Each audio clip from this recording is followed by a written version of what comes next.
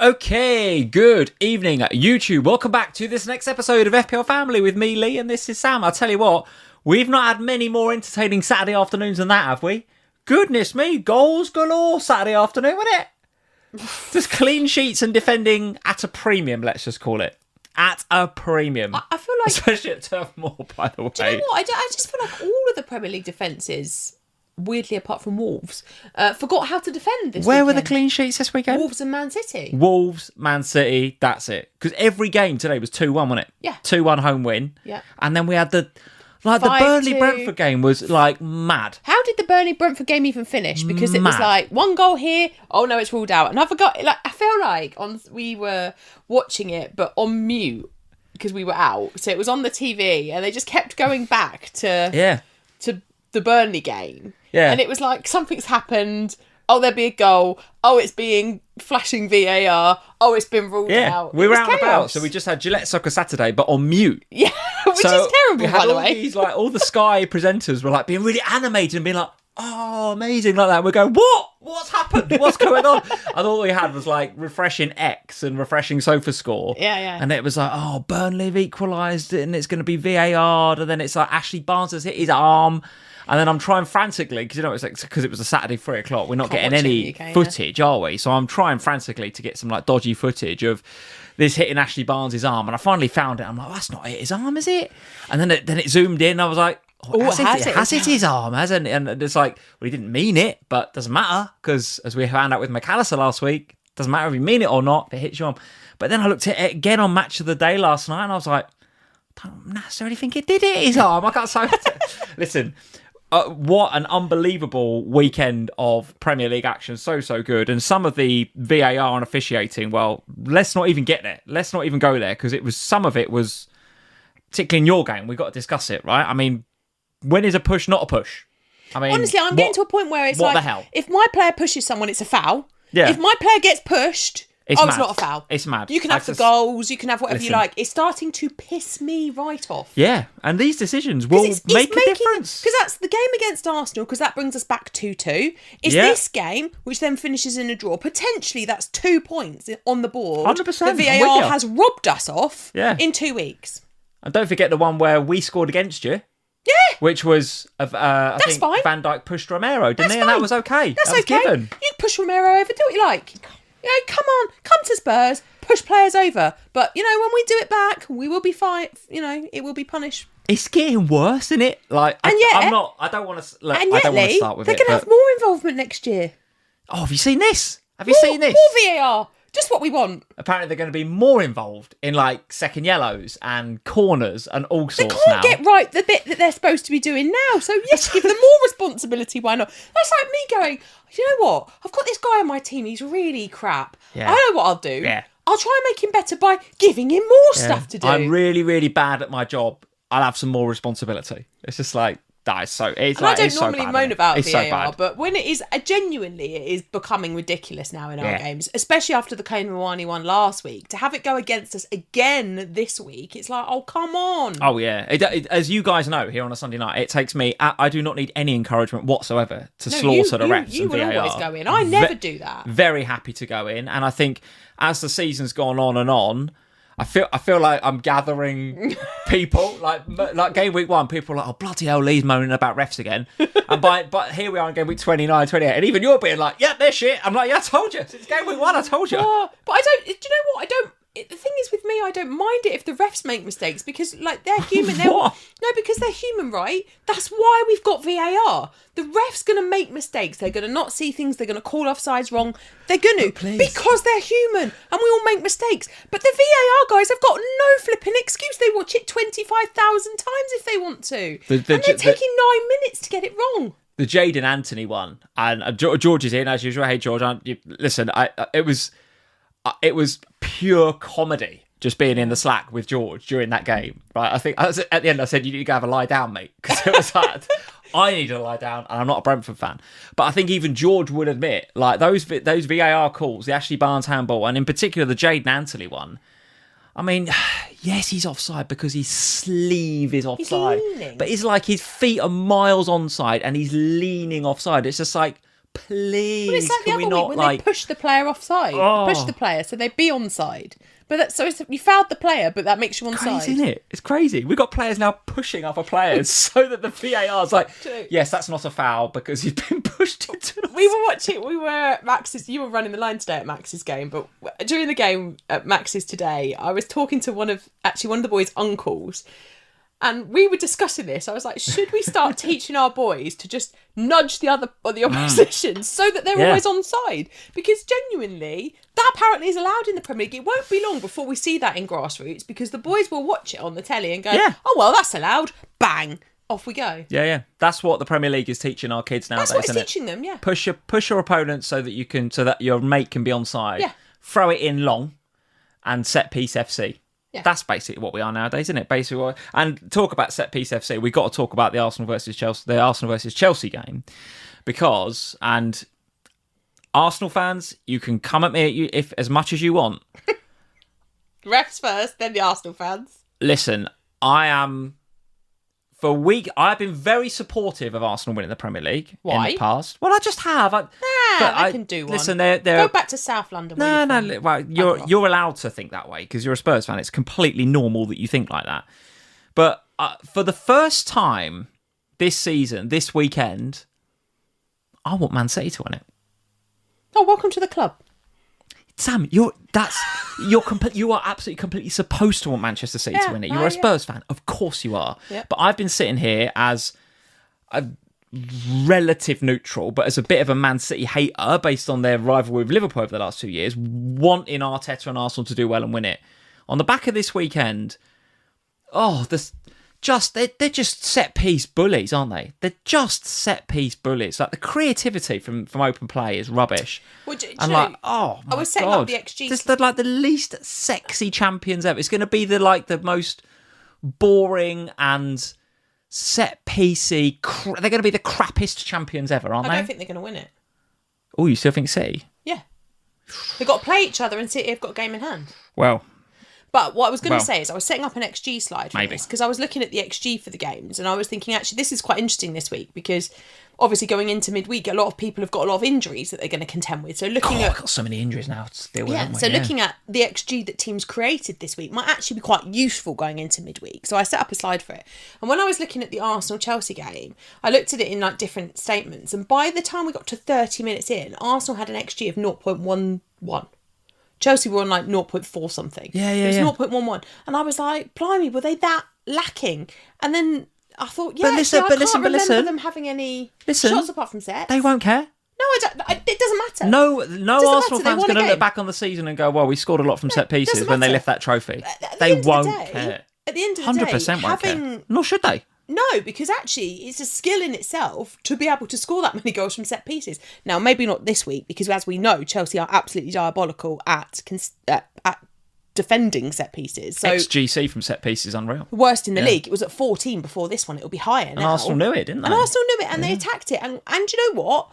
That is what you're supposed to do. You're supposed to look at the weaknesses in the opposition and go for it. And Arsenal's major strength is from set piece threat. So despite the hate for it, one, it's bringing points in FPL, so why would you not enjoy that? And two, you can't knock Arsenal for it because but we can't enjoy it, can we? What do you mean? We can't enjoy it. It's bringing points in FPL, but we can't enjoy it.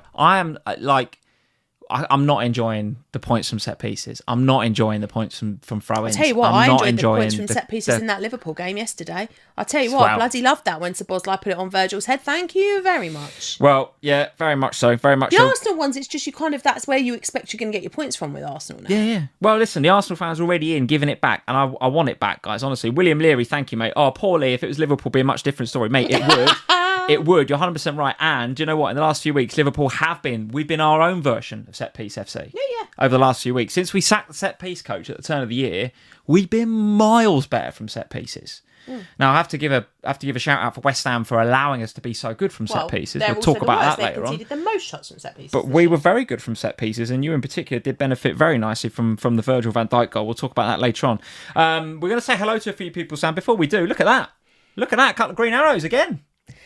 Doing all right, am we in a minute? Let's say this quietly, Lee. Go on. It's the highest rank I've had all season. 1.8 million. Get in. It's the highest rank I've had all season. It's the highest you've been all season. I'm so happy. I can't tell you how happy I am to have a rank that starts with a 1. Yes. And I know that is ridiculous, everyone. You don't need to tell me that. It's fine. I know you can come at Lee for his Arsenal hate and his ref hate, do it. but you can't come at me for being happy about this because, honestly, what a slog it has been to get to this point. But 5 weeks back, 3.6 million. Now, 1.8. We are... Moving.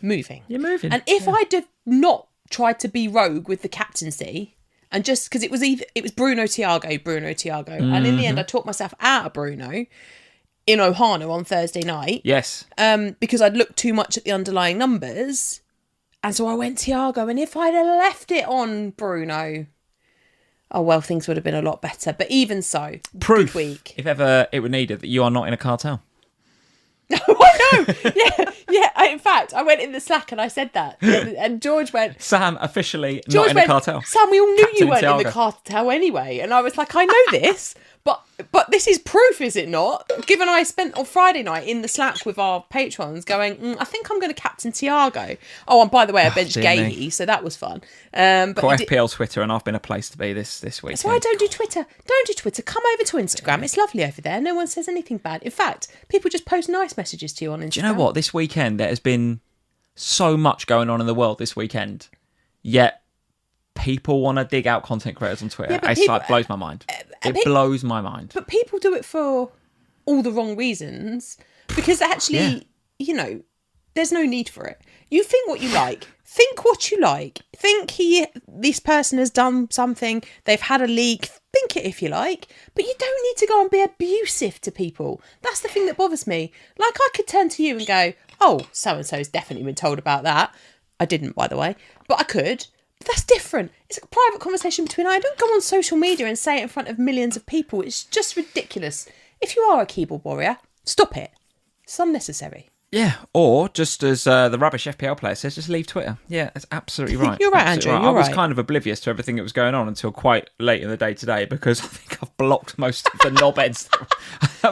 My block list is quite insane. But you haven't blocked the content creator that they're going for, which is why it's visible because you see what he's posted. Yeah, totally. All right. Well, anyway, stop. Everyone, just be nice. Just be nice to each other. Crisis, bigger and better things. Not bigger and better. Bigger and more important shit going on in the world. So just be nice.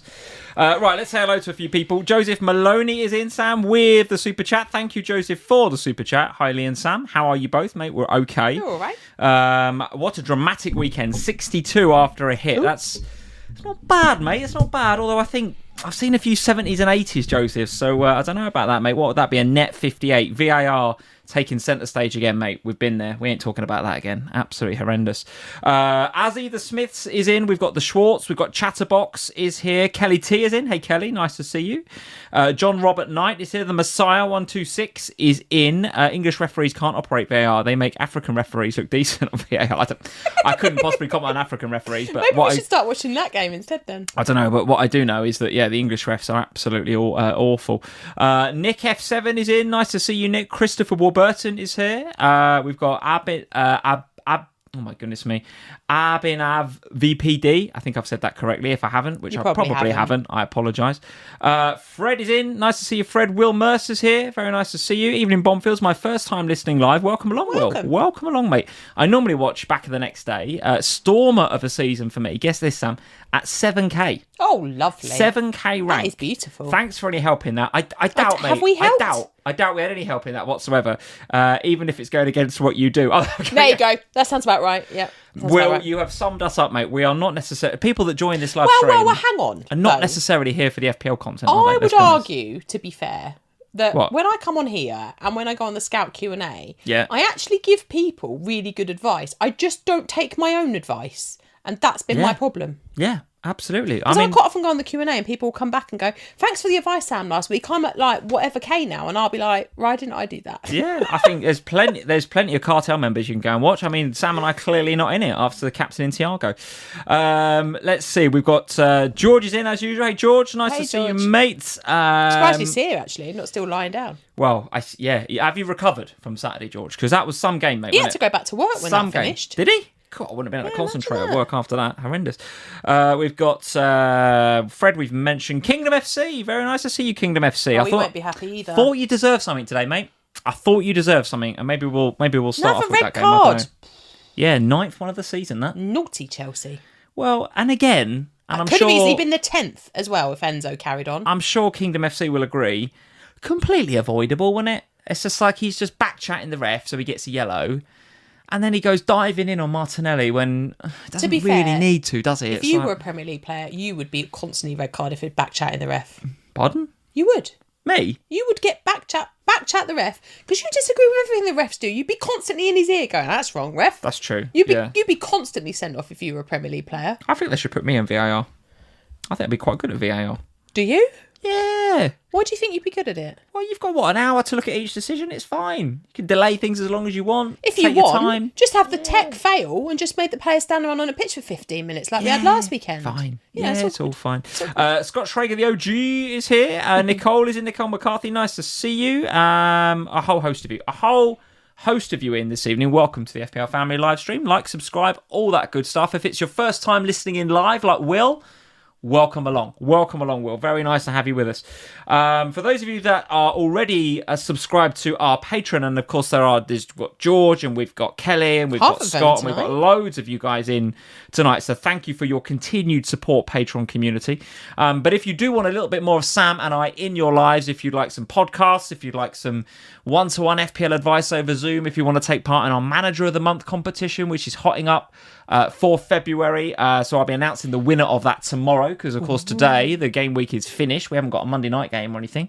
So the game week is now done and February is done and dusted. So I'll be announcing the winner of the shirt. You get a Premier League shirt of your choice or a football shirt of your choice if you win our monthly Manager of the Month competition. So I'll be announcing who that is over on patreon.com later on tomorrow. So, yeah, what better time to come and join us over on Patreon and get involved in the March competition. Even if you're having a bad season, Sam, even if you're having a stinker of a season, we reset the scores to 0 every month, and however you do in March will determine where you come in that competition. So you can just start again, and every month you've got a chance of winning a prize.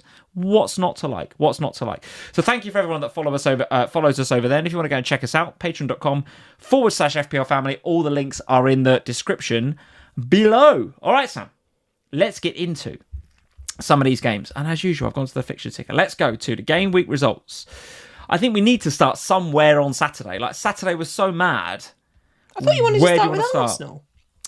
We can do that if you want. I want to start with them. I don't mind, really. You can choose. Go on, you make a choice. I want to start with Liverpool, Sam. Oh, do you? I want to start with Liverpool. All right. Liverpool 5, West Ham 2. What would you like to say about Liverpool? Shall we start with the fact that you scored 5 goals? Yeah.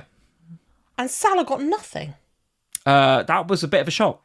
Because I can't remember I can't remember a time when Liverpool scored 5 goals and Salah got nothing. No, true enough. It's becoming a bit of a thing now. But it's kind of where we need to go. If you think about what we've been trying to build over the course of this season, we're preparing for a Salah-less... I mean, I don't know, but pretty good chance he goes in the summer, isn't there? I thought he was going to go in January after his little outburst, but pretty sure he's going to go in the summer. Yeah. We're sharing the goals around the rest of the team. But yeah, for us to score 5 and him to get nothing, not even an assist, is quite incredible. Something I noticed actually in this game, you can tell me if you agree or not, is I think at home, we attack like mad at home. Like, away is a little bit more reserved, but at home is mad. And from set pieces, we did look threatening here. Now, we targeted them, right? Because we know West Ham are bad from set pieces. Yep. Some of the defending from West Ham on set pieces in this game was horrendous, by the way. It has been all season, by the way. Yeah, all season. So have a look at the teams that they're playing next. Who are West Ham up against next? I think it's Fulham, by the way. So West Ham have got next. Where are they, West Ham? Yeah, Fulham away, and then Manchester City, and then Villa in 31. So if you've got your Fulham assets, if you've got your Manchester City assets, you know, if you've got your Mark Gahey's, for example, and you and I both have him, thinking about selling him potentially ahead of 31 because we've got stuff we've got to do with our team to cover the blank potentially for City in 31, I'm saying I'm holding on to him for at least until game week 30 because I want him for West Ham at home. 100%. Or West Ham away, right? He'll be a last-minute sell ahead of 31 in all likelihood. Definitely one of his set pieces. Maybe not even then, given that they're going to double afterwards. And now with the Nico O'Reilly injury that we'll talk about later when we talk about City. Because in my head I was thinking, well, maybe I sell Gahey and I swap to Nico O'Reilly when I come back in out of the blank game week in 31. But now I'm thinking, well, if Nico O'Reilly's not fit and available, then I want to keep Gahey because there'll be a double and all that good stuff. So, but yeah, definitely, I think West Ham, it was 120 attempts from set pieces that they'd conceded so far this season prior to the Liverpool game. Right. And obviously it increased furthermore in this game. But that is the worst in the league. And they have been better from open play. When you look at the numbers from open play, West Ham have improved in recent weeks. They out-XG'd us in this game. They did. From open play, you could show that if you want on the XG slide that I made for you. Come on then, let's have a look. There it is. There it is, look at this. All right, so West Ham, 1.86 XG compared to Liverpool's 1.84. I must admit, I thought it was more than that. But yeah, they out-XG'd us. I mean, we got 5 goals, but... And they had plenty of possession as well, West Ham. I thought they'd racked up over 2, actually. I don't know. We might have been looking at slightly different XG numbers. But these are the scout ones. These are the scout numbers. Okay, maybe I was looking at Opta. Okay, maybe I was looking at XG philosophy or something other than Opta. But either way, West Ham racked up plenty of XG here. And I would suggest, if I was a West Ham fan, there are signs of life there, right? If you're a Forest fan or indeed a Spurs fan, I'd be a little bit concerned about the fact that there are signs of life there for West Ham. And they got good players. Somerville's playing well, Bowen's playing well. I thought, and you know what it's like unless it's your team. I mean, I've watched a bit of West Ham on and off, but they've been largely FPL irrelevant, haven't they, all season? In this game, I watched them obviously a little bit closer. I like Fernandes a lot. I think he's a really top player. West Ham have got really good players. He's a very good player. And it's a shame, really, because if West Ham had been the West Ham that they've been since sort of January, they wouldn't be down where they are. It was the early part of the season when it just was all going horribly wrong for them. Whereas actually in recent weeks, they have looked a lot better. And in this one, from open play, I think it's possibly the open play XG stats that you were looking at, because that is different. Oh, okay. I think there's a bigger goal from the open play stuff. But West Ham actually looked decent from open play. The problem is that their defence hasn't been solid, and from set pieces it's been really bad. And when you get a team like Liverpool, who have been poor from set pieces for most of the season, but as you mentioned, change the set piece coach, and suddenly everything's a lot better from a set piece perspective. And you targeted it in the way that Arsenal did for Chelsea today. So it's not surprising. And this week I decided, because of those numbers, that I would go for Szoboszlai instead of Dango as my transfer in. Now, as it happens, there's nothing really between the two of them. But when that Liverpool goal, because we just got in the car to head out, hadn't we? And Max's little voice come from the back, "Mum, there's been a goal, but I don't want to say it yet," because he has a habit of calling out goals before they get ruled out for VAR. So I don't want to say what it is yet. And then it stuck and the game re-kicked back off, and he went, "Mum, Szoboszlai's just fed Virgil," and I was more excited than you, I think, by that goal having gone in, because obviously from an FPL perspective, Szoboszlai was my transfer in this week, and obviously I had Virgil anyway. So great stuff from that perspective. Vert's out this week, looks likely to be, is going to be out for the Wolves game in midweek. Looks like it, yeah. Yeah, probably then misses the FA Cup at the weekend. Difficult to know really what to do with Verts if you're a Verts owner, because you would hope that if you've already got Verts, you've probably got loads of other issues to deal with for 31. So you'd have to hope that he's back for 31, so you're not having to deal with him. Well, my reservation about Verts not being there was obviously against, I think it's Forest, wasn't it, where we won 1. Was it Forest we won 1-0? Yeah. And he didn't play. We were dreadful. Yeah. First half, dreadful. All right, improved a bit second half, but dreadful. So I thought going into this game, okay, we're at home. As I mentioned before, I've noticed we take the handbrake off a little bit more. But without him, everything was going through him. And against Forest, he just wasn't there. So I was a bit concerned. But when I saw the team sheet and I saw Gomez at right back, I was like, good. Like, good. Because you want Szoboszlai in that midfield. With Verts not there, he's got to be there. Yeah. And I thought, actually, what's the impact on Ekitike as well? Verts isn't there. What's the impact on Ekitike? This guy, honestly... Because their partnership had been really nice prior to the Verts injury. Yeah, of course. But I absolutely adore this guy. I absolutely adore him. Ekitike. Mm-hmm.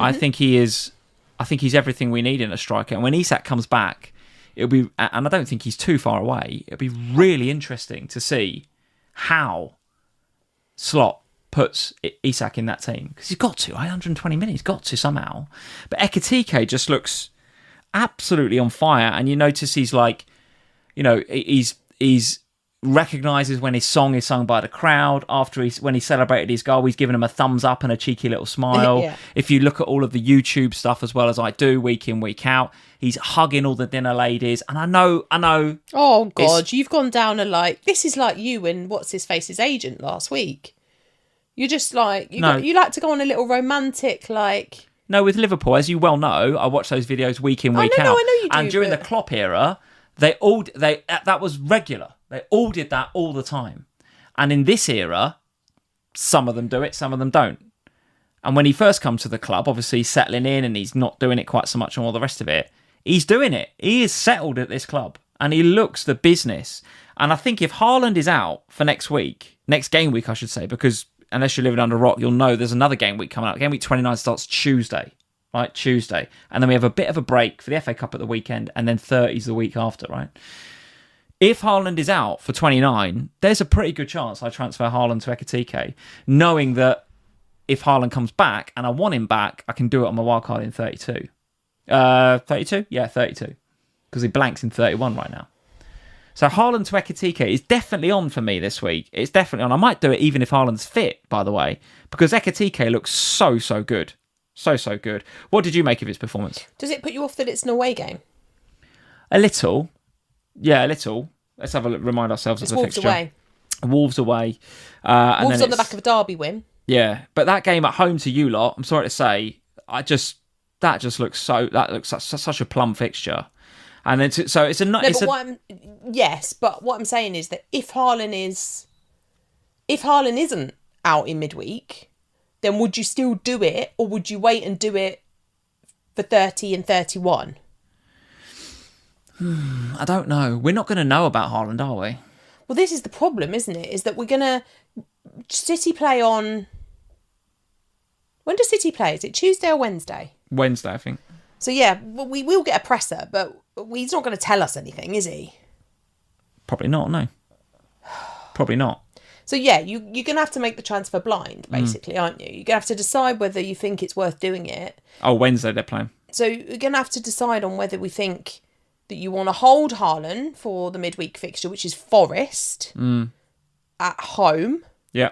Which is a better fixture than Wolves away, I think. Yeah. Given home form for Haaland versus away form for Liverpool. You'd say, yeah. But we're not going to know, so it's going to be a bit of a blind stab in the dark as to which way you go with it. Even before this week, though, we've been talking on air and on Ohana about Haaland changing his role and he's more creative now, and maybe if you've got Semenyo, that covers you a little bit from a City perspective. I don't know. I'm not saying I think it's a bad idea. That's not what I'm saying. I'm just saying, would you still do it if Pep comes out in a press conference and said, no, Haaland's available? I probably would wait till 30. Yeah. Probably. Yeah. Okay. But if there's any doubt, I think I'll just do it. Because the other thing is that what it opens up, because you're saving yourself 5 million, and there's loads you can do with that. Yeah. Oh yeah. Not that I think it's the move that I'm looking at. Potentially, I don't need it. I was going to say at all. It would be an upgrade in probably midfield, depending on Rice's fitness. That's another one we've got to look at. Yeah. Because Rice and Harry Wilson, if you got him. If you've got Harry Wilson, you've got to have a look at that as well. I think the Wilson one looks slightly worse than the Rice one. I don't know. Like that Wilson's ankle got a little knock and they tried to play on and then he had to come off. He twisted his ankle in the first half and he came in at half time and said, I've twisted my ankle, it really hurts. And they tried to play on and then it still hurt and he had to go off. It's like, well, yeah. Whereas the Rice one, I think it was on about 68, 69 minutes. He immediately protected him as well. And he had to really sprint to get the ball from, can't remember which Chelsea attacker it was, but he ended up then sort of passing it, not passing it, but he ended up booting it out for a corner. And even on comms and in the stadium, you could feel it. Like, what's Rice doing there? Just put it out for a throw or just tap it back to Raya. Turns out that during that sprint, he looked like he picked up something. And then and in a game like that, when it was finally poised as it was, you'd think that Arteta would not bring Rice off. Oh yeah, right? Yeah, for sure. Under more or less no circumstances other than Rice himself is going, look, I've got to come off. Yeah. Plus, he's also not the sort of player that would say, I've got to come off either. Nope. So yes, I want to hear from Arteta. Will we hear anything? I don't know. But I think if Haaland and Rice are both out for 29, even if they are potentially back for 30... Well, then they're out again for 31. And then they're out again for 31. I think it's too much of an opportunity. Yeah, as a 32 wildcarder. Okay, you're behind the sofa a little bit in game week 30, aren't you? If Haaland and Rice play, but in 29, if neither of them are going to play, you've got a real good opportunity to go Ekitike and then somewhat like a differential somewhere. Yeah. I think it's just too big an opportunity. Thank you, Steve Wynyard, for the super chat. Thank you, mate. Hey, I'm thinking Haaland to Jimenez if Haaland is likely out. But what to do with the extra money, no idea, as I've got the premiums that I want. I just missed my mouth. Oh, you missed your mouth. Okay. I thought Sorry, I wasn't laughing at you, Steve. Difficult thing to do. I know, that's why I laughed, because I thought, how did I do it? He's thinking Haaland out to Jimenez. If Haaland is likely out, what to do with the extra money, no idea. I'm not going to read the last bit of your statement, Steve, because you're just going to wind Sam up. But how that is absolutely it. You know, if you want to take Haaland out to Ekitike, don't mind it at all, or Haaland to Jimenez even. But what do you do with that money? There's like you don't have to spend it. You don't have to do anything with the money. I think that's the point, isn't it? Is that in the past, the only reason we would have looked to have sold somebody like Haaland was because of injury or because we needed the money for something else. Now, the reality is that Liverpool game, which we still haven't finished talking about really, you don't need to spend a fortune. If Ekitike is not expensive in the grand scheme of the game, he's not an expensive asset. You're not going to buy Salah. No. So yeah, you don't need the money for anything else. So you could just leave, and particularly if you've already wildcarded. Like if I was to sell Haaland, I would not spend that money because I know that coming back out of 31 and into 32, you're going to need to get him back because there's going to be a double if they blank. Sure. And by the way, the other thing is we don't for definite know that they're going to blank. No, so totally. we shouldn't. But it looks highly likely, doesn't it? Well, not if they go out the Champions League. What do you make of the other Liverpool assets though? Frimpong back this week? Back with an assist. I know Joe Gomez started at right back, but I really wish we could keep him fit, Frimpong. Really wish we could keep him fit. But I don't think that there's any value in him over Virgil. Why would you go? Why would you not just pick the obvious Liverpool defender, who's by the way still not that heavily owned anyway? You make a very good point. I think Virgil is starting to become quite heavily owned. I think if you wanted, again, we're at the point in the season where people are looking for differentials. I don't mind Frimpong as a differential. And anyone that's saying, well, look, he might not start, trust me, Gomez ain't starting 2 games in 3 days. No chance. He's made a Weetabix, as we know. So if anything, Frimpong could probably get 60, 70 minutes against Wolves. Who have you got in the FA Cup? Can't remember. Is it Brighton? Or have we played Brighton? No, you knocked them out. Is it Wolves again? It could be. Oh, yeah, I think it is, actually. Yeah, I think it is. Don't worry. I think it is. Yeah, because I was just thinking that, because obviously that game, I think that's quite quick as well, aren't you? Yeah, you're Friday night. So you're going to play Tuesday against Wolves. And then Friday, you're going back to Molineux to play Wolves again in the FA Cup. Oh, is it both away, is it? Yeah. Okay. So you've got, realistically, with Frimpong and with Gomez, Frimpong's coming back from injury and Gomez is jelly. So potentially one of them, I would have thought that Frimpong would start in the Premier League and then Gomez starts in the FA Cup. And I think he'll start Frimpong next. I think Frimpong starts the next 2 in the Premier League. So not the Wolves game in the FA Cup? No. Yeah, no. That seems realistic. And if that is going to be the case, why would you not get him? Because Wolves and then Spurs. Virgil. Yeah, but okay, but I'm saying if you're looking for a differential, because everyone's going to go Virgil, right? Yeah. If everyone's looking left and you want us to turn right, have a look at Frimpong for the next couple, is all I'm saying. Yeah, okay. Okay? I prefer Virgil, but yeah, if you want to. Sure, but differential, right? Don't always need a differential. People do those, Sam. It's just not all about don't. your team and my team. This is about people with 9 game weeks to go, sitting at 1 million, 2 million, and they want a differential. No point going Virgil. Everyone's going Virgil. So go and get the 2 or 3% differential in Frimpong.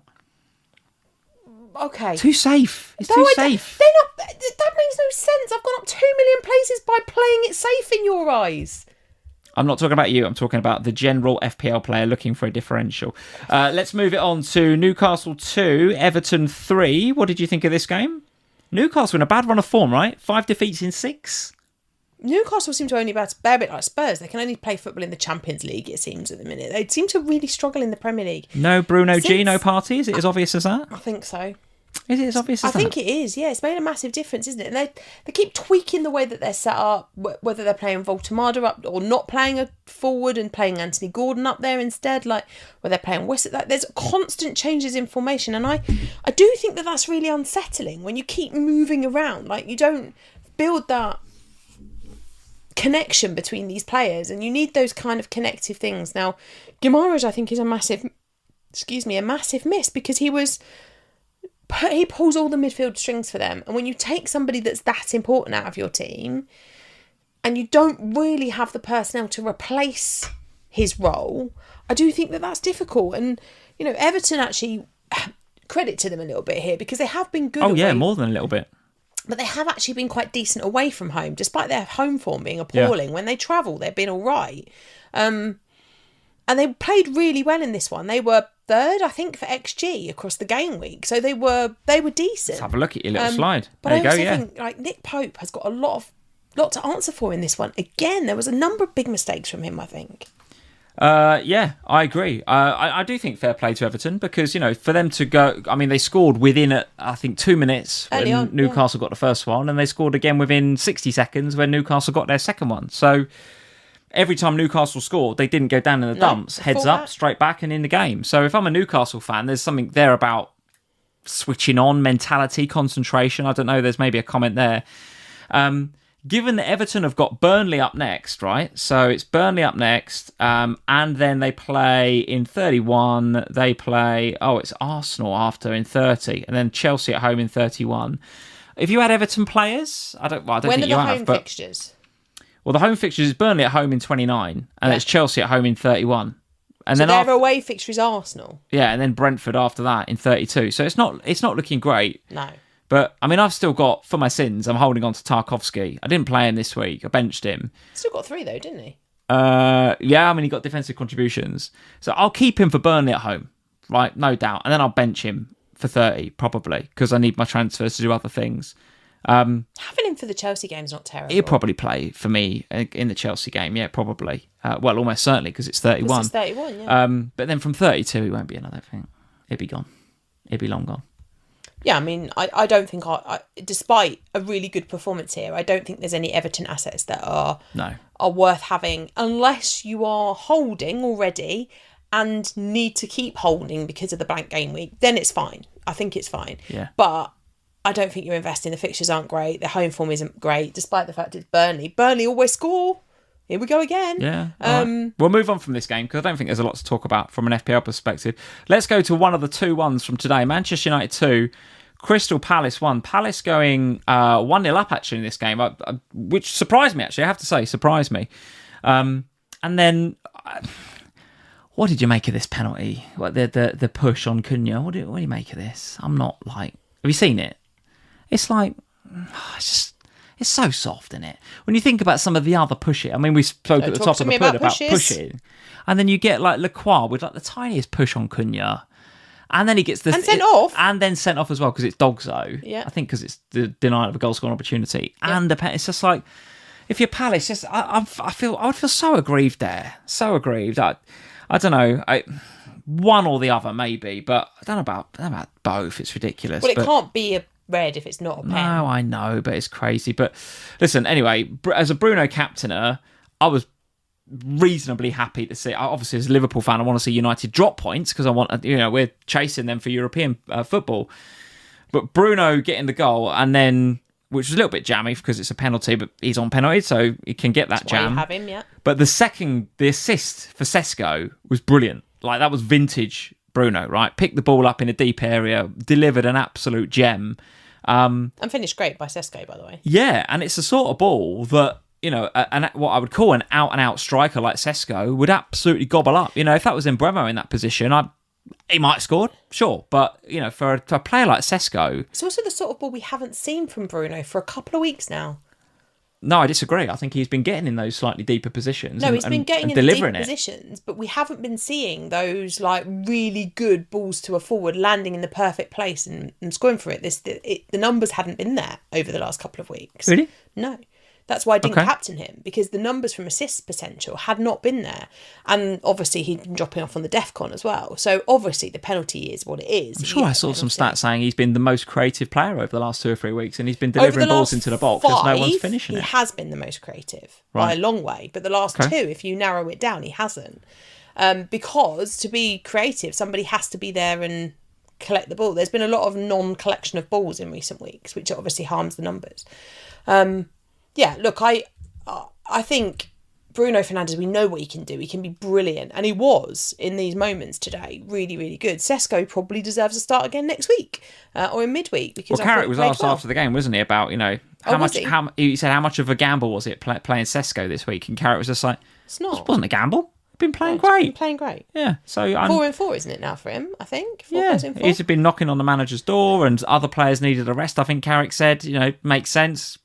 Just a good option, a great option to have coming in, and he took the goal brilliantly, didn't he, Sesko? Brilliantly, really again, good. And that's every time he seems to take the goal brilliantly. It will be interesting to see in midweek whether he continues to play him, whether he brings Ahmad back, because he took him off early for Ahmad, I think, on 70 something. So it'd be interesting to see what happens there. Is he an option then, Sesko? Because we're all on Bruno, aren't we? I think so.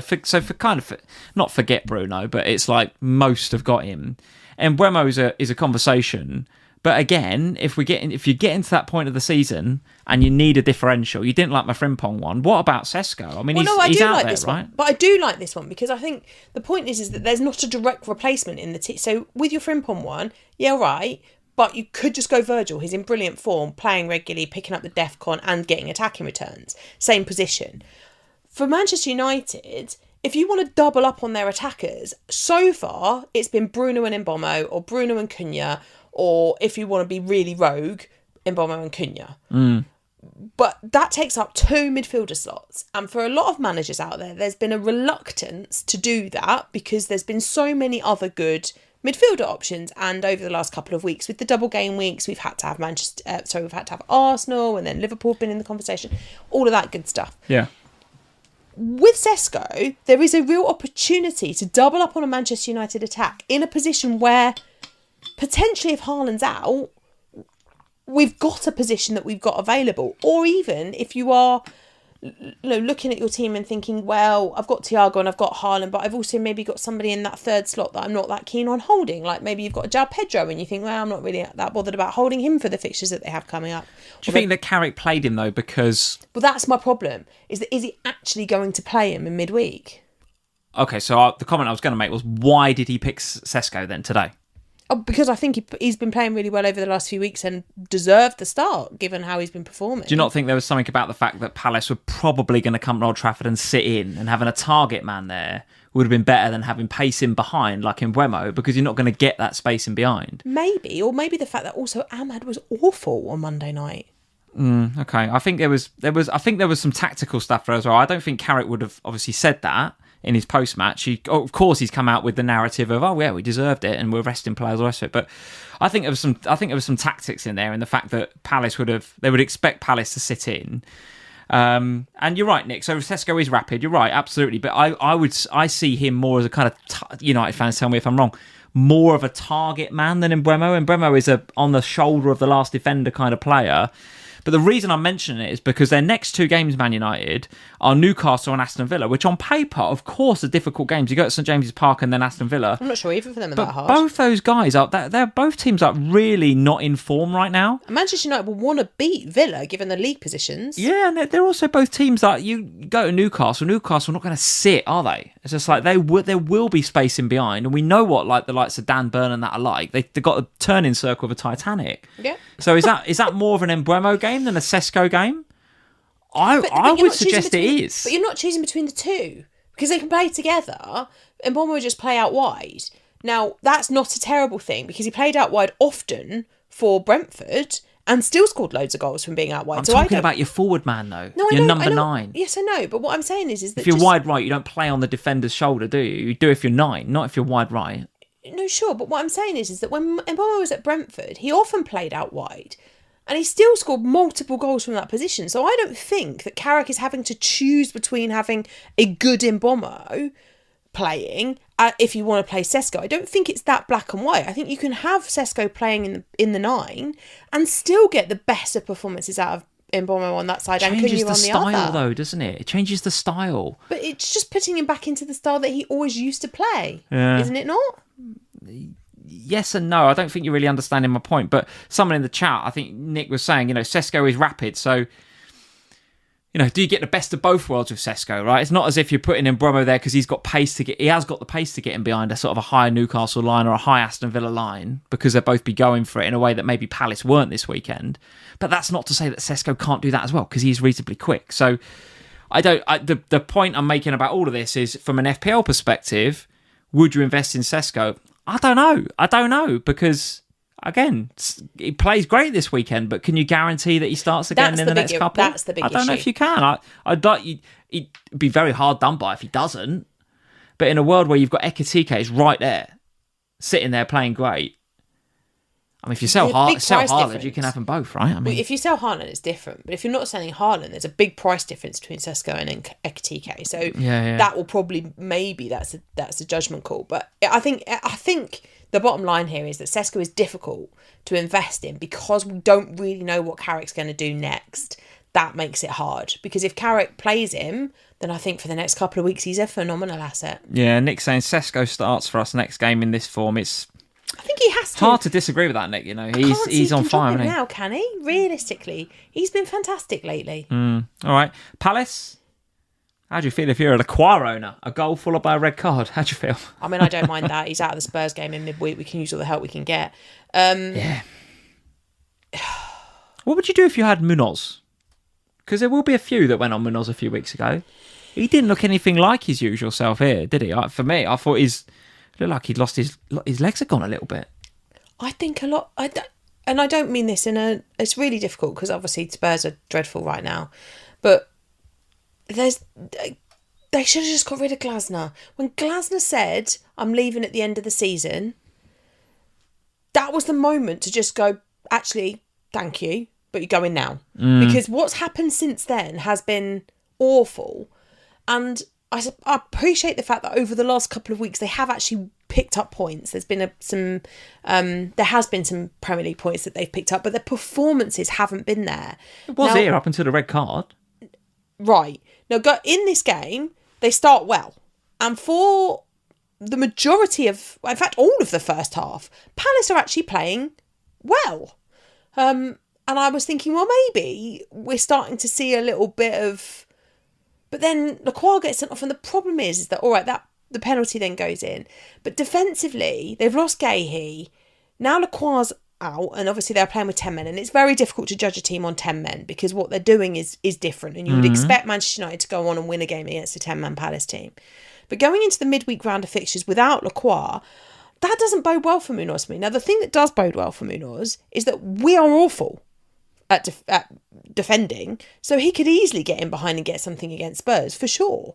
He's got assist potential in that game like it's going out of fashion. And in fact, last season, I sat in the stands and watched Crystal Palace play Spurs, and it was Munoz to... Constantly, it just constantly came down that side. I can't even think who was... Sarr? It was Mateta. Yeah. And it was just constant. And I remember being like, yeah, this is a real vulnerability in the Spurs defence. Well, by the way, that vulnerability hasn't gone away. It's still there. Yeah. So I think from a Palace perspective, I think you probably hold Munoz for midweek. Oh, what? 100% hold him. For midweek. Oh, yeah, but man. after midweek, I think it's difficult, isn't it? Because it's another one of those where, a bit like Morgan Rogers, you keep holding because they're playing 31 and because the fixtures have been all right, but they're not returning enough to warrant the price, because Munoz isn't cheap. All right, well, let's transition then to why you should hold your Crystal Palace assets then, right? So let's go and talk about your lot. So Fulham 2, Spurs 1. I shall make no comment other than one of the reasons I would hold Munoz, or if you've got Sarr or anybody else, is I noticed Tudor playing a bit of a higher line than usual in this game, and you've got the pace to deal with that, right? You've got the Van der Vens, and he's the quickest guy in the league. But I don't know. I just think you get Munoz in behind, or you get Sarr in behind against you lot, and I think it could be problems, but. Go on, what did you make of this game then? 2-1. There wasn't a lot to cheer about until towards the end. It got a bit better, but first half was pretty bad, wasn't it? Yeah, I mean, one of their goals shouldn't have stood, in my view. So that pisses me off, because that's just VAR, but there you are. I think the big talking point, I mean, realistically, you're not going to invest in a Spurs player anyway. So Nope. That's kind of an irrelevant conversation.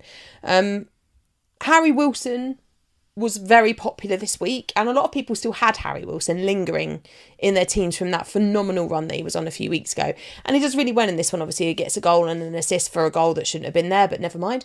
But the twisted ankle thing is a concern. So I think you're going to have to we have to hope for a press conference. Now, the problem you got is that this game is on Thursday. So it's the only Thursday night game. The press conference will be on Wednesday. So we will not hear ahead of the deadline unless something comes out in the press before, which is unlikely. So we're not going to hear from Tudor or Glasner in terms of who is and who isn't available for this one. So I think if you've got Wilson, you hold. Oh, is it Spurs Palace is Thursday? Yeah. I thought you were talking about Fulham being Thursday. It's Spurs Palace is Thursday. Oh, sorry. Yeah, I am. Well, I don't know why I said that. Because you talk about Wilson. We need to know about Wilson, don't we? Yeah. That's Wednesday. So we've got a chance of learning about that one. Sorry, yeah, that's my bad. I just went into a Spurs chat. So we've got a chance of knowing about that. But, and I would expect... You've got to hold him until we hear something, though. Yeah, well, you definitely do. But I think Fulham fixtures are in like West Ham, Forest, and then, of course, in 31, it's that magical game, Burnley at home, which we all want in 31, don't we? I don't think the question is, would you hold him if you have him? I think he's an obvious hold, unless we are categorically told by Silva he's not fit. I think the bigger thing that people have is he would have been a very popular buy for Rice this week, or a very popular buy for Enzo this week, or a very popular buy for anybody this week because the way the fixtures are lying for Fulham. So it's difficult, isn't it? Because he was a player that I could have got last week, decided not to because I fancied Szoboszlai against that West Ham set-piece defending nightmare.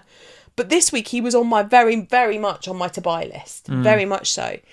It's going to be difficult. I'm going to have to hope that we get some presser news ahead of this one and that we get some honesty from Silva. Now, he's pretty good usually at telling us the truth. Okay. So hopefully we'll get some news, because if he is available, then he would be the one to target, I think, this week.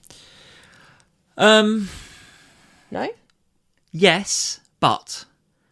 And can you tell I've been thinking about differentials this week, right? Oh. Because, but listen, you can sigh and roll your eyes if you like, but there's people that want to hear about differentials, right? Because we're... How much is Harry Wilson owned by? As I say it again, he's like, everyone's got Wilson. Come on, he's like... if by saying, what about Frimpong? And you go, no, Van Dijk. 20%, 22%. Yeah, so it's like, fine. It'll make a bit of a difference, but not a massive difference. Now look at how much Iwobi's owned by. 1%, but you're not going to go with Iwobi. Why are you not? Why would you not go Iwobi? I'll tell you why you wouldn't go Iwobi, because you haven't got the wild card, right? So anyone that's wild carded in 32 has got to look at these next three for Fulham and go, okay, well, I was going to get Wilson this week. 100% get Wilson. But I'm probably not now, particularly if he's out. But I'm still looking at those Fulham fixtures going, look at them three. Look at them three fixtures, particularly Burnley at home in 31. Now, that's 2 in 2 for Iwobi. He got 13 last week, got 9 this week.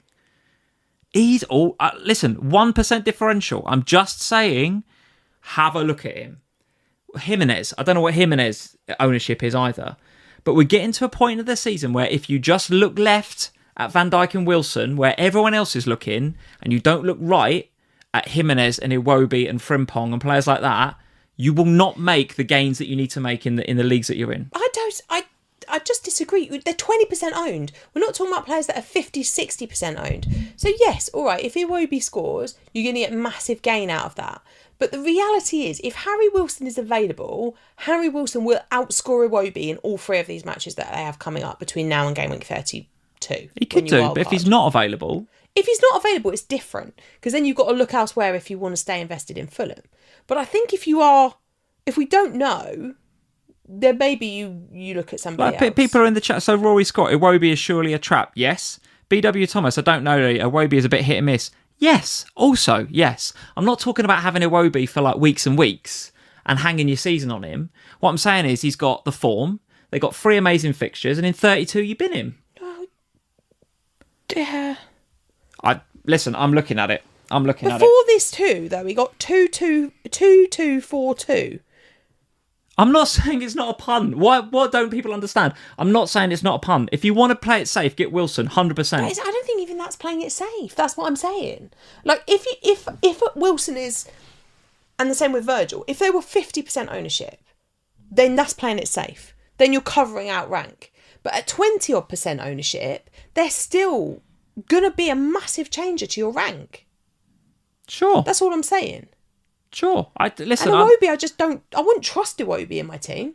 I think one of the great opportunities of dead ending into 31 and wildcarding in 32 is that you've now got, 2 weeks? 3 weeks if you include the blank 31. You've got 3 weeks to have a go at something, right? Have a go at something and know in 32 you can change it. I'm so locked on game week 32 wildcard, right? I can't see any circumstance really where that changes. So if I'm locked on that as a strategy, the next 3, I've got the opportunity to go for a punt, particularly if Haaland's injured, if Rice is injured, if Wilson's injured. All these highly owned players, that you've got there's opportunity there. And someone like Iwobi for 3 weeks, all right, say it doesn't pay off. Okay, but what if it does? What if he scores in 2 out of them 3 games? It's bloody Burnley in 31.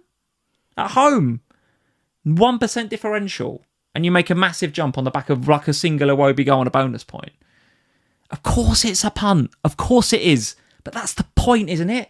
We need to feel something in FPL again outside of throwing assists. No, so, okay, my point is that Iwobi gets 1 goal and gets 7 in each of the next 2 weeks. That is not going to make you a massive rank change if Harry Wilson gets a goal and an assist. Okay, we're missing the point. We're not missing the point. I think you're missing the point of what we're trying to say, or what I'm trying to say, is that you're talking about getting a player.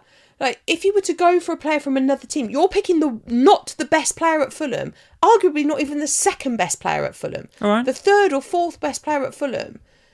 They have to then outscore all the other guys in order for this. And Iwobi's not going to be your brace every week, man. Like, I think if you're looking for a differential, they have to have the potential to double-digit haul. And I don't see Iwobi double-digit. All right, no worries. hauling. No more Iwobi chat. What about Spurs? You want to say anything about them? Or are we just avoiding? Because they're not an FPL investment, are they? Okay. All right. We'll move it on. What about Burnley 3, Brentford 4 then? Anything going on in this game? Is there anything going on in this game? It's quite a bit going on in this game. There's a lot going on in this game. It was mental. Does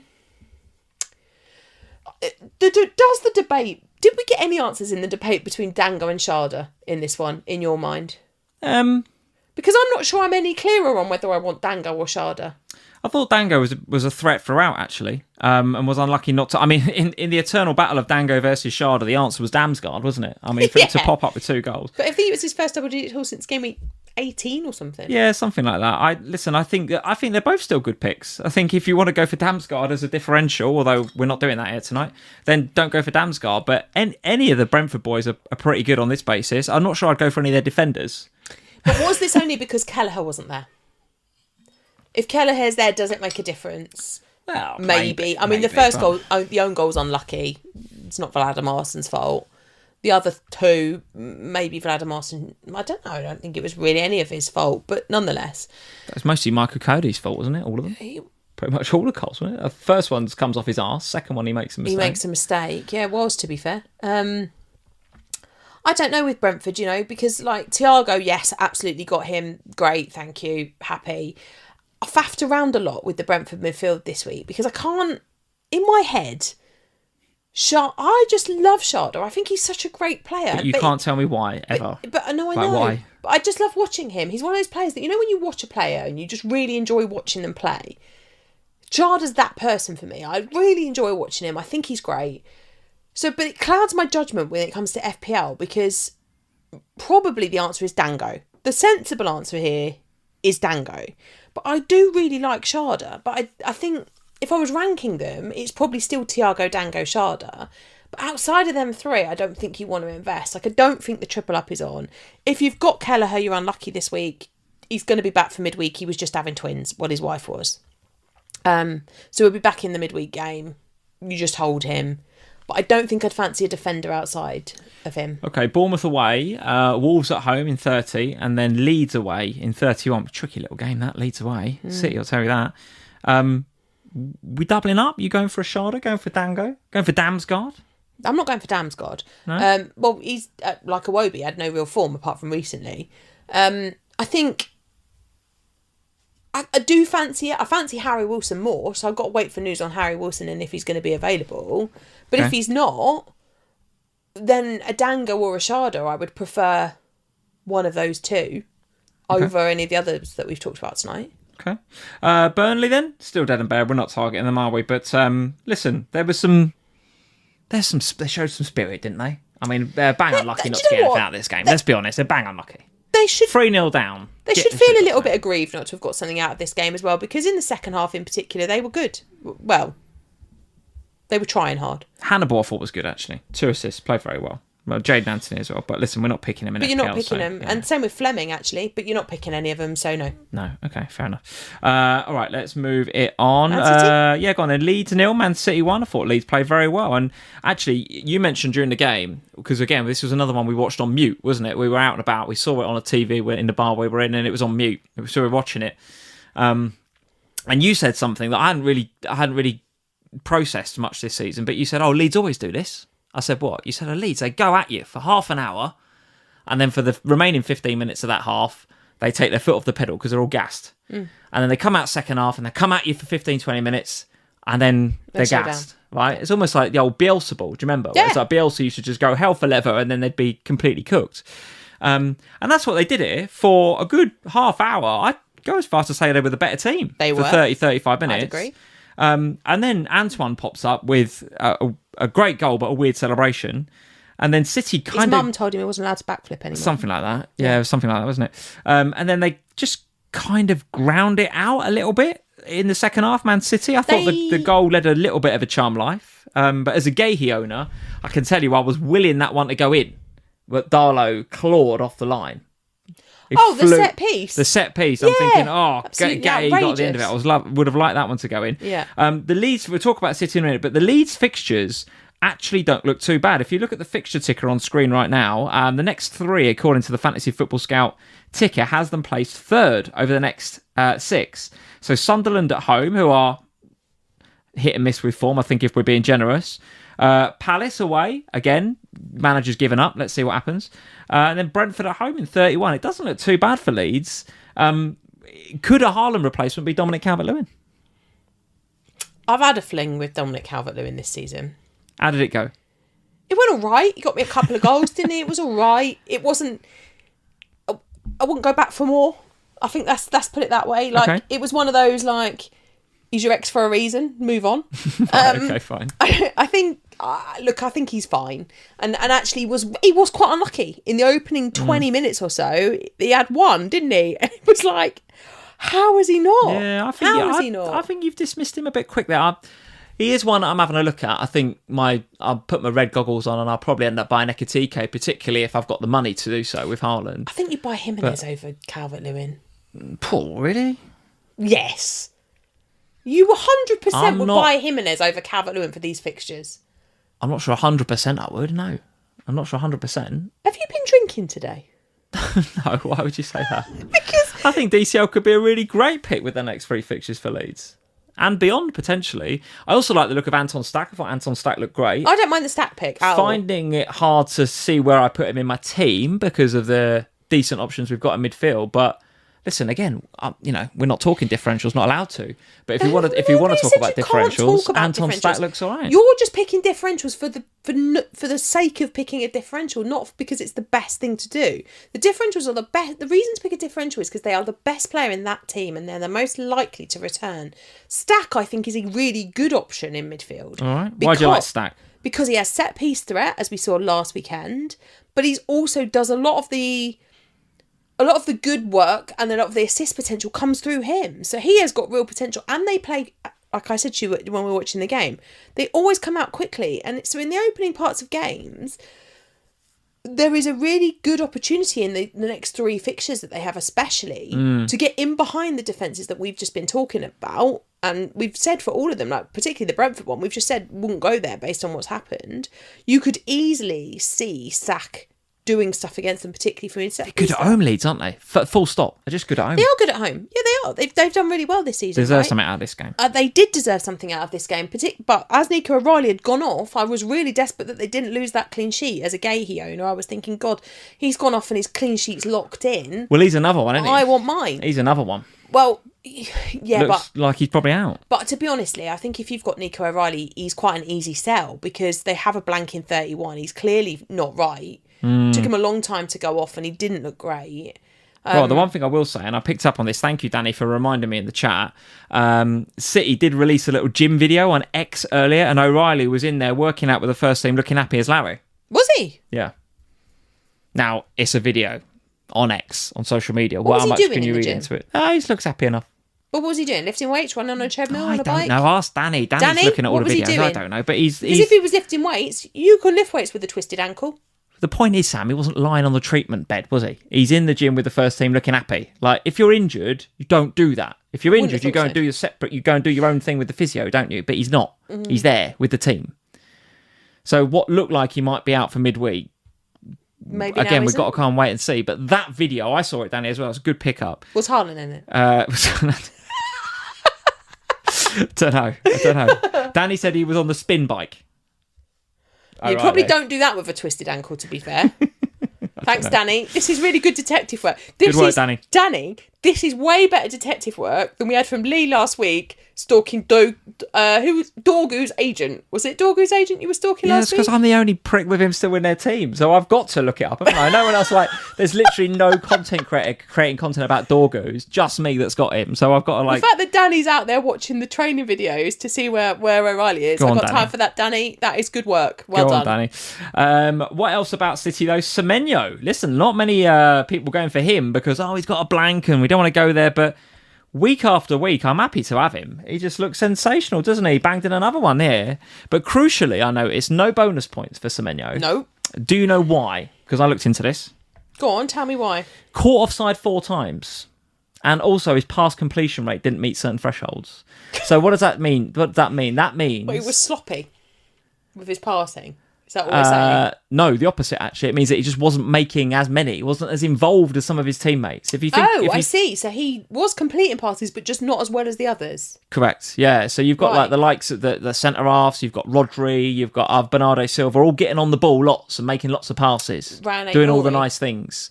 Whereas Semenyo is not getting on the ball as much, but he's making the runs and tucking it away when it matters, a bit like a striker, which in FPL we don't mind. But we also wouldn't mind a bonus point or two. But to do that, you've got to stay bloody onside, Antoine.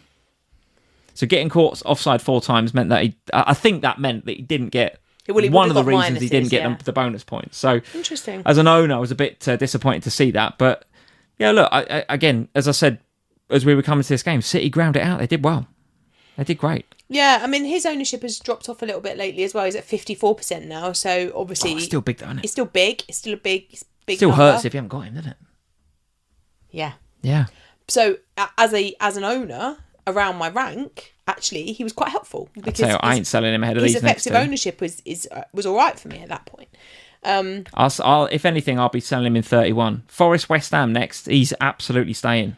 But again, I think as somebody that's not going to be wildcarding in 32, I won't be selling at all because I'm going to probably keep, right? Because I'm going to want him for any potential double game week that comes. So I think there will be some different strategies going on here. So for me, and for anybody that's not planning a wildcard in 32, if you don't have Semenyo, he looks a buy this week. If you don't have Semenyo and you're not, despite the blank in 31, with the next 2 fixtures that they have coming up, he could still be a good buy over the next 2 weeks, especially if Haaland's out.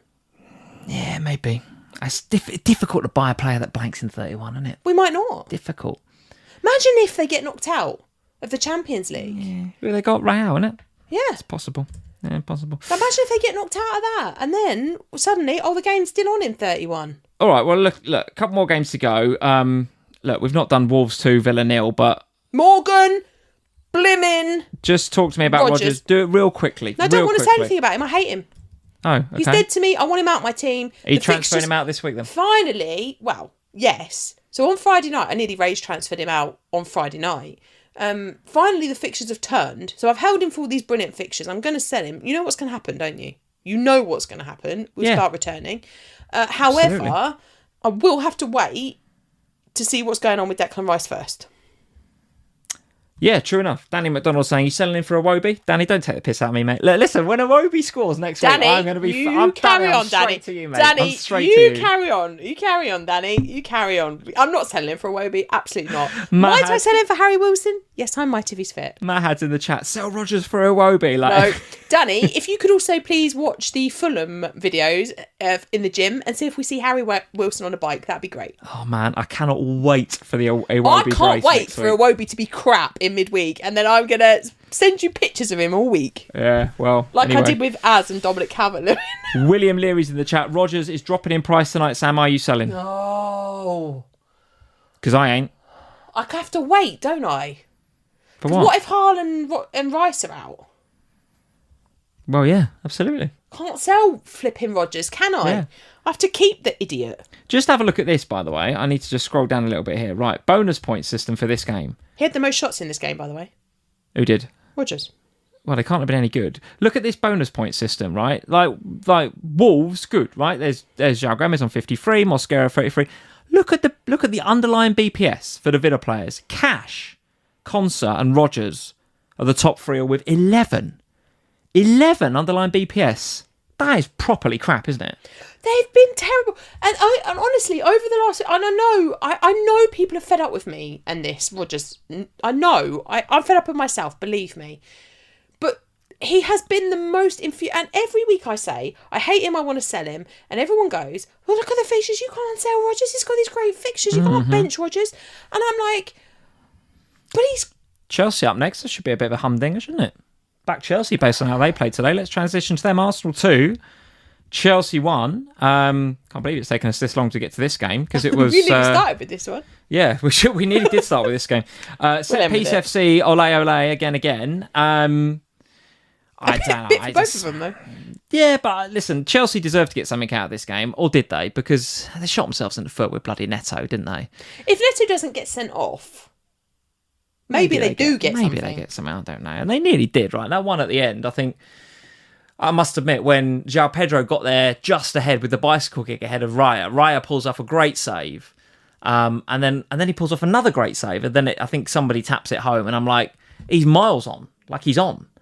He's on for the first one, isn't he? And then he's not. He's definitely miles off for the second one. So it's the correct decision. But nevertheless, 2-1 with a couple of minutes to go. You're expecting Arsenal to sort of see out the game, and Chelsea absolutely could have nicked something.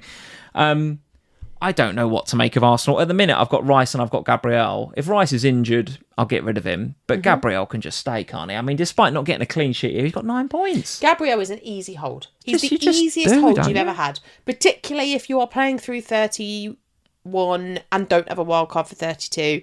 Do not sell Gabriel. Just put him on the bench with Semenyo and Haaland if Haaland's fit and available. Honestly, Gabriel feels like the least biggest problem you've got going because they're so good from set pieces. And I think moving into the next couple of weeks of fixtures that Arsenal have before, and this is the problem, isn't it? Is that the last couple of weeks on paper for Arsenal, to say what you want about Spurs' performance, but a derby is always difficult, and they've had Spurs and Chelsea over the last couple of weeks. They've come out on top in both and performed well, especially in the Spurs game. But the next two, I think it's Brighton and then Everton, isn't it? Correct, Before the blank. The blank, yeah. Those, on paper, look like the two fixtures that you did want to hold them for. Because Brighton picked up a bit lately. They're looking marginally better, Brighton. They are. I mean, last week... It was a low bar, wasn't it, a couple of weeks ago, but they've got back-to-back wins now. It was, but last week it was, I think, a shock to everyone. This week, I think we would have expected them to have beaten Forest at home. Yeah. I don't think that today is a shock result. Last week was against Brentford. This week I don't think is. But I think, and I would expect that Arsenal will get something out of the Brighton game. I'd expect Arsenal to get something out of the Everton game. And I would expect, given that... Everton travel better than they are at home? Arsenal? They do travel better. But nonetheless, I think, set pieces, Brighton aren't particularly great from them either. So Arsenal could easily get in behind again. I don't know about Everton's set piece, though. I haven't looked at that. Pickford's generally quite good from set pieces, actually, isn't he? There's a few in each, and this is really bad analysis, isn't it? But like, they got big lads, those two. Like Chelsea today got bullied, didn't they? Like James on the first goal, Gabriel just just wrestled him, right? Just bullied him out of it and got the assist.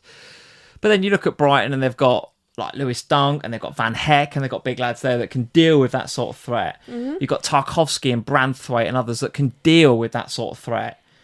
And as I said at the beginning of the podcast, if you can stop that threat from Arsenal, that's true. They don't create a lot from set pieces. Now, I'm not selling Gabriel ahead of these two, right? But no, if Rice is out of the Brighton game, yeah, maybe I'm behind the sofa a little bit when Everton go to the Emirates, because it's a game that I probably would like Rice.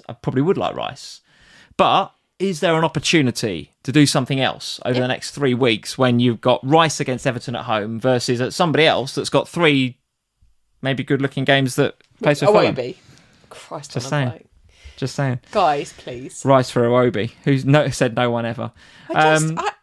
Chelsea? Good performance? Yes. Were Enzo Fernandez owners a little bit lucky he didn't get sent off? In what situations do you think he would have got sent off? He just got really gobby, didn't he, towards the end? I thought he was going to talk himself into a card. João Pedro, I think. He did talk himself into a card. He got booked. Talk himself into another one. No. Yeah, I think that's why I took him off. Because he lost his head. As a non-Chelsea owner right now, because I've sold them all, I was relieved to see both Enzo and João Pedro blank, and Cole Palmer, to be fair. And I'm always relieved when the Chelsea clean sheet goes, because they are across the different defensive lines. But no one's playing their Chelsea defender this week, are they? Look. Well, no, they're not. But equally, if you've got Sanchez and Dubravka, maybe you did play Sanchez over Dubravka, because Dubravka, I mean, he never keeps a clean sheet, does he? Home to Brentford or away at Arsenal, you'd have played Dubravka, wouldn't you? Probably. But yeah, I'm always pleased to see the clean sheet go, because it does hurt when the Chelsea clean sheet sticks. What did you make of Palmer's performance? Should Cole Palmer have had a penalty? When Rice elbowed it. Yeah, maybe, because I think he's fouling him and elbowed it. Yeah. Right, so it's potentially 2 penalties in one, maybe. Yeah. I think they then scored from the resulting free kick, from the resulting corner, didn't they? I thought it was a penalty. But then it's a different result, isn't it? Because Palmer then takes that and he probably tucks it home. I'm going to say something controversial again now, but I still don't think Palmer's worth the money you've got to spend on him. Yeah, probably. I thought Arsenal gave him the freedom of the pitch in the first half. I thought he was dominating those areas. Well, he was getting into some more areas and creating some decent opportunities. I think I saw enough from João Pedro. Like, first half, maybe not, but João Pedro is a hold. And like we said before, right, the fixtures for Chelsea, on paper, they look tricky, right? They've got Aston Villa and Newcastle up next, and then Everton away in 31. Well, we've said multiple times, Villa, Newcastle, are they the same fixtures that Man United have got then? Man U have got Newcastle, Villa, and Chelsea have got Villa, Newcastle. Yeah, okay. So those two teams on paper, yes, of course, very difficult. But going away to Villa and home to Newcastle, I think that's fine for that's a fine João Pedro hold. João Pedro is fine. If you've got Enzo, I think he remains a sell. Yeah. If you've got João Pedro, he remains a hold. If you've got Cole Palmer, you probably hold. I don't think there's anything wrong with. He's a penalty taker. The fixtures are fine. He doesn't blank. It's Everton in the blank. João Pedro and Palmer are holds. Palmer's a hold. I think so, because he doesn't blank. All right. If you've got Palmer, you probably don't need the money for anything else, because where would you go? Yeah, true enough. Okay. Yeah. Good. All right, let's get on with our teams then. Let's go and talk about my team for this week then. So 70 points, which is very much a... it was bang average, actually. 70 was the average. Yeah, I think my safety score was 70. So that's right. It was your safety score, yeah. It is bang average, yeah, absolutely. So... Nevertheless, look, it's a green arrow, right? 1% green arrow, up to 254k. That's now 6 green arrows in a row. Look at you. The last 2 have been minuscule, though, and I mean like minuscule. But I am at a point in the season where I said to myself, between game week 20, what are we on now? 28. So between 27 and 31, I'm dead ending. And as I've said before, the last couple of weeks, I'm in such a difficult position. Because I got all, and it was of my own doing. You're about to make it worse if you get a Iwobi. I've managed it badly, right? Because I've got all these blanks, and I've got the Dorgus, and I've had the Guius. I've got loads of problems in my team, which means that I can't deal with the Enzos, and I can't deal with the who else have I got? Who else have I got that I really want to get rid of? I can't think of anyone other than so I haven't got Van Dijk, for example. I didn't do Tarkowski to Van Dijk because I haven't got the bandwidth, unless I do hits, to deal with these players. Now, in hindsight, taking a hit for Tarkowski to Virgil a couple of weeks ago would have been absolutely fine, right? So, yes, I should have taken hits. But anyway, I have manufactured this scenario where my transfers are so key to me that I can't deal with some of the shit in my team because I've got to deal with the blankers, the game week 31 blankers in my team. So this dead ending between about 27 and about 31, I always thought, just hold the line. Just don't get big reds. And I haven't been taking big risks, really. I haven't. I've not been doing anything too crazy. Like, I bought in Thiago. Well, okay, now 30%. No, it's not a big risk, right? So I'm buying. I got Hill, didn't I? So it's not a big risk, is it? That's just like it's a meh move. But holding the line, given that I'm reasonably happy to be at 250k, knowing that I get to 31, we get through it, and then in game week 32, we go bang wild card, we go bang bench boost, and we go bang free hit in the big double. That's where I hope that I can get up from 250k to 100k and get into that sort of... That's my goal for the season, right? I'm under no illusions I'm not going to do anything better than that, right? Top 100k would be great given the crap season I've had. So that's my goal. So if I'm going to do that, that's my strategy to get in there, is to just hold the line. So for the last couple of weeks where I've had 2 green arrows, one was a 2% green arrow, and this one is a 1.01% green arrow, I'm sort of okay with it. So for the podcasters, I've had Verbruggen in goal with 3, Gabriel 9 at the back with Guehi 6 and Hill 2, Bruno Fernandes captain 26, Semenyo 8, Rice 5, Rodgers 2, João Pedro 2, Thiago 6, and then it was Haaland who got subbed off for Enzo, who got the 1 pointer. So yeah, 70 points, a game week rank of 2.6. It's not great, but it's also not terrible. Do you know what I mean? It's not terrible. It's fine. And when I look at my team for next week, I don't massively love it. So it'd be Dubravka in goal over Verbruggen. Don't fancy either of them, to be honest with you, but I'll go with Dubravka, given that Everton can have a brain fart at home. Hill, Gabriel, Tarko and Guehi. Semenyo, Bruno and Rice in midfield. Thiago, Haaland and João Pedro up front. Now, a lot is going to depend, obviously, on what we hear in press conferences, right? If Haaland's not going to be available for Forest, there's a reasonable chance I sell him for Ekitike. And if I do that, I've got some money to do some other stuff in midfield. Like, depending on Rice's fitness, I could do Rice to somebody. I could sort out Dorgu and do Dorgu up to, say, a Van Dijk. I think I'm just about got enough money to do that. And if I didn't, then I could go for Frimpong instead if I fancy a bit of a differential. So yeah, there's lots you can do. If you do the Haaland to Ekitike move, which is going to be popular for this week, I think, then there's a lot you can do with that money. And I am considering it. The other reason I might consider it... You okay? I've just turned my mic off. All right. The other reason I might consider it is because I don't really fancy like much of my team for captaincy. Right now, as you guys can see, I've got the captaincy bust on Semenyo. Don't mind it, but also don't love it either. I must admit, if I were Forest, given how the last kind of week or so has gone for them, right? They lost in the last minute to us. Then they had a tricky tie in Europe. Then they've lost again at the weekend to Brighton. The last thing they want really is a trip to Etihad, isn't it, Forest? Absolute last thing they want. So I fancy Semenyo to do all right in that game. I fancy City to do all right in that game. So I'm going to keep Semenyo. I'm going to keep Guehi. And at the moment, I've got it bust on Semenyo. But if I get Ekitike, I will be tempted. I think I will be tempted to go for Ekitike. What do you make of my team? Any changes you'd make there? Don't say Iwobi. I would never. Captain Semenyo like that, or don't? That's where mine is, which we'll see in a minute. Okay. Yeah, I don't mind it. I think the interesting thing here is, like, it is interesting, isn't it? Because Rodgers and Enzo sitting there on your bench feels like such a waste of money to have sitting on your bench not playing. Yeah. But you are in a difficult position because they're really helpful for you in game week 31. So selling them really does not feel like a priority. The thing with Enzo as well, like the way that the two Gomez's have just like ripped holes through the centre of Villa this weekend. And I'm like, could Enzo do the same? He absolutely could, couldn't he? I'm not saying he will. He hasn't shown much in the last couple of weeks, but he could, couldn't he? Yeah. I mean, if Rice is out, I guess that's the opportunity, isn't it? You move and Haaland, but yeah, it is. I mean, I guess it's the same for everyone though, whether you're wildcarded yet or not. Is we're all thinking about 31. Unless your strategy is to free hit in 31, then you don't care. You're just doing whatever the hell you like. But like, even I'm looking at Rodgers thinking, I want to get rid of you so badly, and I've got the transfers to do it. But I need to think more and people keep saying, well, just do it because you've got the transfers for 31 and you can manage it. I know that, but I don't have a wild card for 32. So I need to make sure that I save as many transfers as possible to set myself up as much as possible for game week 34 and the bigger doubles and stuff that come later. Now, all of that is really of 33 and 34, the next blank.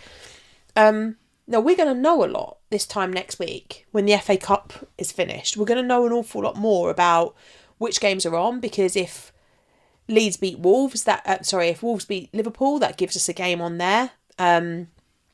So it will be really interesting, and vice versa, the other way around. So we'll get a lot more information over the next few days and the next week. And so that, for me, is part of the reason why I'm reluctant with Rodgers to just... Well, let's talk about your team then. So 72 this week, bless you. 72. Doesn't feel like too bad a week. Rank change of 11.7 up to 1.8, as we mentioned before. Talk us through your team. Yeah, I mean, I was a bit worried about today because most of my players played yesterday, so I only had 3 today. And I had a lovely big green arrow on the back of Saturday. I've got the sneezes now. And so going into today, I was a bit like, ooh, this could be difficult, but we'll just see how it goes. In the end, it's ended up fine. So my defence doing all right. Roof's, do you know what? Since wildcarding him in, he's been a frustration. Sorry. You're right. Where these sneezes come from? Right, I think I'm all right now. Yeah, he's been a real frustration since coming in on wildcard. Now, I'm never expecting a lot from him away from home, but 2 points is all right.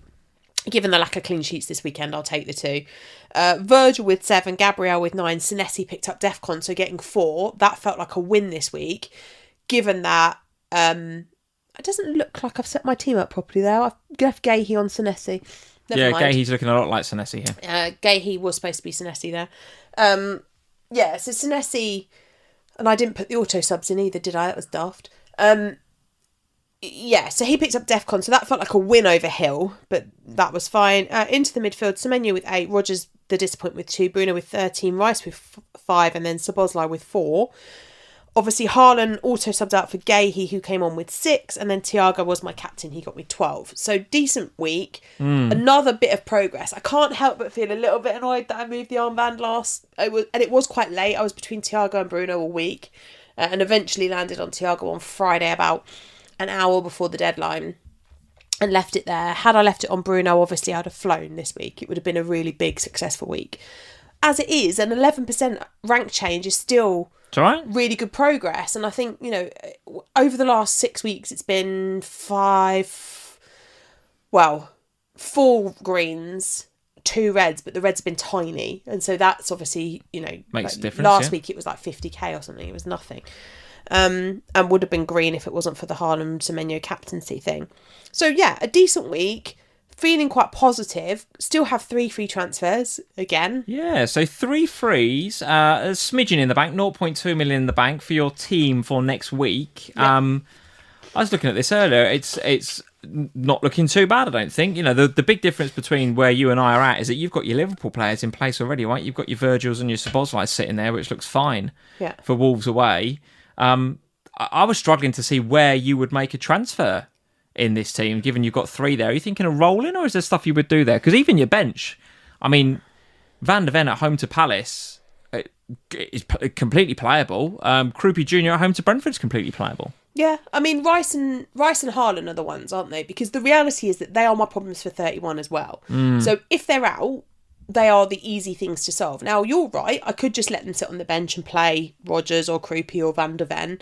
I don't trust Van der Ven. Sorry, Mickey. I love you dearly. It's not really you. It's the club. So I don't really want to play him because I do actually think that Crystal Palace could easily score and will score against us. But Rodgers, if I didn't have trust issues with Rodgers already, I would have played him probably against Chelsea because, again, he could do well against that Chelsea defence, particularly from set pieces if he takes them. So there's always that potential. But ideally, my planned move this week was Rice to Wilson. That was what I was planning to do. Rice to Wilson, yeah. Obviously, now I'm going to have to wait because I'm going to have to wait for news on Wilson. I'm going to have to wait for news on Rice before I can make a decision. Right? Yeah. So I can't really make any decisions on that one. I am already invested heavily in Liverpool, so I don't think I want to do Ekitike to Haaland, because the other thing I have to consider is that, as I've mentioned a number of times during this stream, because after 31, I'm going to want Haaland in my team.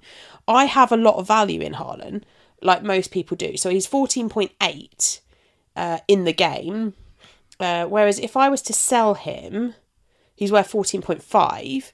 So I'd lose 0.3. Now, obviously, over game week 31... He'll be sold. He will be sold. So I would expect that to be less. But also, if I'm also going to say sell Gahey as well, I just have to consider that. Can I afford to bring them back? I think the answer is yes. I don't think it's a massive issue because it's only 0.3. At one point, it was 0.5, and that was a lot more, but he's come down. So that's, okay. But that's something to consider. And also, I have to think about, do I want to treble up on Liverpool, or would I be better to look elsewhere? So, for example, if Rice is fit, but Haaland isn't, then would I be better to go for somebody like a Raul Jimenez rather than a Harry Wilson and try and deal with an issue in my team rather than deal with a player that is fit and available for the next couple of weeks? So I'm going to be a little bit on presser watch for the next couple of days. I think we all are, right? Yeah. Injury watch, right? Yeah. I mean, I think my team can survive with nothing. Oh, it's fine. I think that team's absolutely fine. The captaincy, same as me, though. You got Semenyo, but are you as 50-50 as I am, or are you a bit more concrete on that? I'm pretty settled on it, I think. Yeah. I don't... There were other options this week. Last week, I felt like there were hundreds of options for the captaincy. Like, there were lots of people that you could have... I don't mind Semenyo captain this week. If that's what I ended up on, I'd be totally fine with that. Yeah. Totally fine. I think so. Thiago's in an away game. Don't really love that. Haaland's a doubt. If Pep rules Haaland fit... Yeah. Given it's a home fixture, I might be inclined to move it back to Haaland. Yeah. Bobby Ted saying, how about Virgil captain? Mate, never captain a Liverpool defender. Not away from home against Wolves either. Just do yourself a favour and never captain a Liverpool defender. Yes, of course he can get stuff from set pieces. But like that Wolves game has got 2-0 up, sleepwalk into a 2-1 written all over it. Do you know what I mean? The amount of times we do it, it's ridiculous. I don't mind the Bruno captaincy either, given Newcastle have been struggling. Yeah, late. True enough. Don't mind that. If I had Cole Palmer or João Pedro, I might be even inclined to go against Villa because their defensive numbers have been woeful as well. So I think there are options. Not a standout again, though, is there? In my team, I don't feel like there's a standout. Yeah. Yeah, so I'm on Semenyo. Very good. All right, well, green arrows all round here in the FPL family household. Me just about a green. I'll take it. Green's a green, I'll take it. Yeah, totally. I'll take it. What's coming up this week, Sam? More football. Yeah. More deadlines. More deadlines. Obviously, it's a Tuesday night deadline, 6:00. So tomorrow morning, I'm up bright and early to record an FPL pod with Jules and Kelly to preview game week 29. Then we'll be back on Thursday morning to review game week 29 or review game. And do you know what? I can't be unhappy because Spurs won't have played. So we'll do a pod where we're reviewing the games, but no Spurs. So that's great because we don't play till later. Excellent. So that's positive. And then obviously the Q&A, Az and I will be back on Thursday late afternoon. I'll still be happy because Spurs won't have played. Then I'll head off to Spurs where I might become unhappy again. But we'll see. Maybe I'll do another. I'll bring you with me because last time I did that, we played really well. So maybe I'll take everyone with me to the game against Crystal Palace on Thursday night. And then we've got a bit of downtime, a little bit of downtime while the FA Cup fixtures at the weekend play out. So a little bit less content this week, but still 2 official FPL pods to come. And then we'll be back into major content from the week after because we're on Sky. Good. All right. Well, there we go. That is the podcast. That is the video for this week. As Sam said, lots of content coming from the official FPL podcast this week with yourself and Jules and Kelly too. An extra pod this week. Lovely. An extra bit of pod goodness, which is great. So yes, the deadline for game week 29 is Tuesday at 6 p.m. UK time, guys. Don't miss that. Do not miss it. I know that you won't. So we'll have that game week. And then next Sunday, will we have a live stream? Because it's FA Cup weekend. Probably not, is the reality. Probably not. Off, yeah. But if you would like to listen to Sam and I's Ohana podcast, you can find that over on patreon.com/FPLFamily. As we always say, that's not behind the paywall this year, right? So you haven't got to pledge any money to us, haven't got sponsors or anything like that. You're going to wait just for go me and to get back an from Spurs? account. What? Are you going to wait for me to get back from Spurs to record it, or should we record it on Friday morning? Oh, no, I want to hear how you get on at Spurs. We'll record it on Friday this week then. Definitely want to hear how it goes at Spurs. I tell you, listen, You've got to beat Palace. You just have to beat Palace. Forget it. You just say nothing else. You just got to beat them. Tell me. I know that. I'm going to be... do you know what I'm going to do on Thursday night? I'm going to be in the stands. I'm going to do a Delia Smith. I'm going to try and rally them. All right. Good luck with that. They're going to need a bit more than a Delia. So yeah, Ohana coming at you as usual this week, but it'll be Friday probably. Friday by the time we get around to recording that, which is okay because we've got FA Cup at the weekend, so it's fine. Well done for anybody getting anything like 60s, 70s, maybe even in the 80s this week. Very, very good scores indeed. Leave us a like before you head out the door to watch Match of the Day 2 if you're in the UK. Subscribe if you're new around here, like Will watching for the first time. Will, welcome in, mate. Welcome in. Yes, and we'll see you probably in a couple of weeks then. Unless you want to hear from us on the Ohana podcast. Until then, Green Arrows. See you soon. Cheers, guys. Bye, everybody.